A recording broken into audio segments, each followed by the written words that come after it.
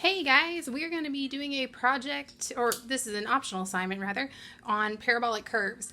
You can actually make a curve using only straight lines. So what we're going to do is we are going to be using colored pencils, but you can also use markers, you can use regular pencil, you could use colored pens.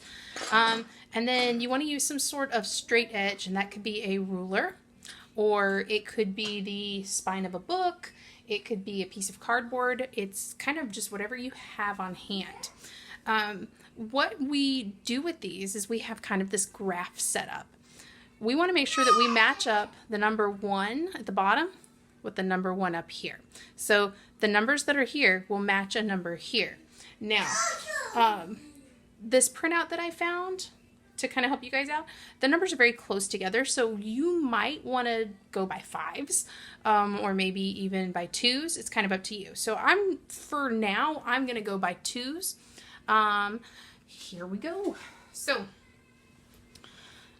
you're going to take your ruler, go ahead and have everything beside you, and like I said, I'm going to go by 2s. So I'm going to make sure that I take the edge of my ruler and line it up to the 2 here, and then line it up to the 2 down here. It's a pretty steep line, and that's okay. There will be some overlap. We've got a little overlap there. That's fine.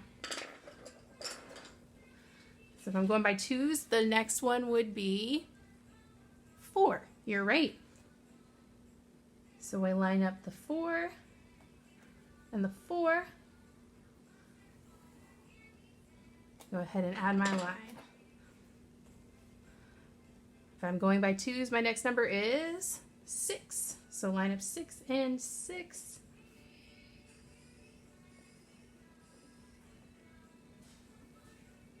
And it's okay if you have to kind of readjust where you've put your ruler. It's better to measure twice and mark once. Because if you're using anything other than a pencil, you're not going to be able to go back and edit this or change it up.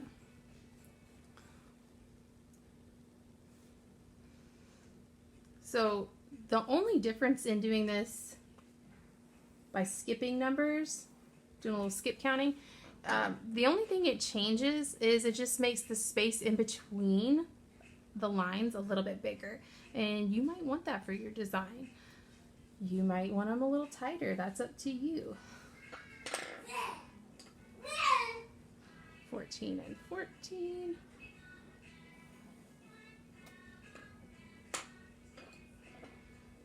Sixteen, 16. On that one, I was just a little bit ahead of the 16. That's completely okay. I mean, no one's going to be 100% perfect with this.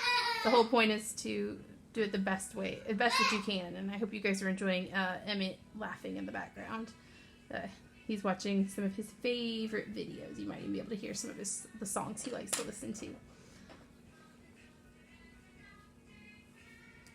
All right.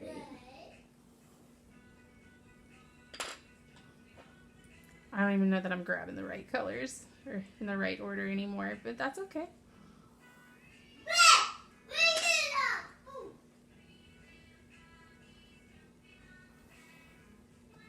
Alright, I got one more line.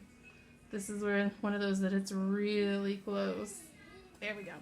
Alright, so if we were to do this with using all the numbers, it would just be a lot closer. Also in the file, I'm going to put another worksheet for you. It's still parabolic curves, but we have a 4-quadrant graph instead. And I'm just to kind of save time, I'm going to use one color. I'm going to use my straight edge. Hello, kitty. And I'm going to do bigger gaps in numbers. So instead of doing 2s, I'm actually going to go by 3s. So 3 and 3. So the next one, if I'm skip counting by 3, would be 6 and 6. And then 9 and 9. And you see how I'm holding the ruler down to keep my keep it steady as I'm using it to help me draw straight lines. All right. Now, you would do this on all sides. still matching up the numbers to the numbers. So 3 and 3, 6 and 6.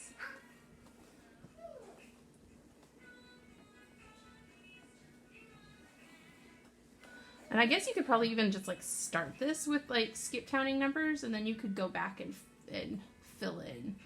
Just make sure you're doing it in all parts of it. Okay? And then for this bottom part, you can keep going the same way. You turn it upside down if that helps you get it a little bit better. It's completely up to you. Just make sure that you're matching the numbers. They should be exactly the same. So 6 and 6. 9 and 9,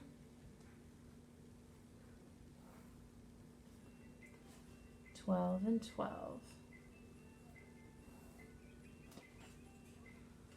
It ends up making a pretty cool little shape, but it makes these curves. These are called parabolic curves, or parabolas, which is just a fun word to say, parabolas.